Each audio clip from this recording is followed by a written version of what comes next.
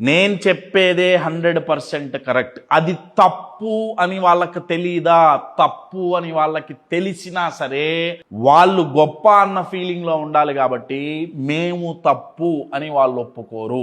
మీరు వాళ్ళకి సాఫ్ట్ గా ప్రేమగా చెప్పండి, లేకపోతే హార్ష్ గా చెప్పండి, 2 పీకి చెప్పండి, 10 మందితో చెప్పియండి, 100 మందితో చెప్పియండి, 1,00,000 మందితో చెప్పియండి. అరే నువ్వు ఆలోచించే తప్పురా, నువ్వు చేసే తప్పురా. ఆహా కాదు, నేనే కరెక్ట్.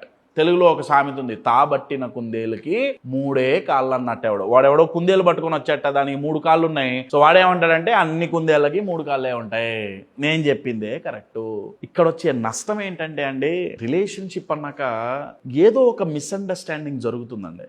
ఏదో ఒక చోట ఏదో ఒక రకంగా తప్పు చేస్తుంటాం, దొరలకుండా ఉండదు. అవతల వాళ్ళని అర్థం చేసుకునేటప్పుడు ఎక్కడో చోట ఏదో ఒక తప్పు అవుతుంది. అయితే నార్మల్ వాళ్ళైతే ఆ తప్పును గ్రహించి ఇంకొకసారి ఆ తప్పు దొరలకుండా చూసుకుంటారు. తద్వారా రిలేషన్షిప్ బెటర్ అవుతుంది. కానీ నార్సిస్టిక్ వాళ్ళు ఏంటంటే నేను కరెక్టే అంటే వాళ్ళ దృష్టిలో వాళ్ళు ఎప్పుడూ తప్పు చేయరు. 100% ప్రతి క్షణం వాళ్ళు ఏది చేసినా కరెక్టే.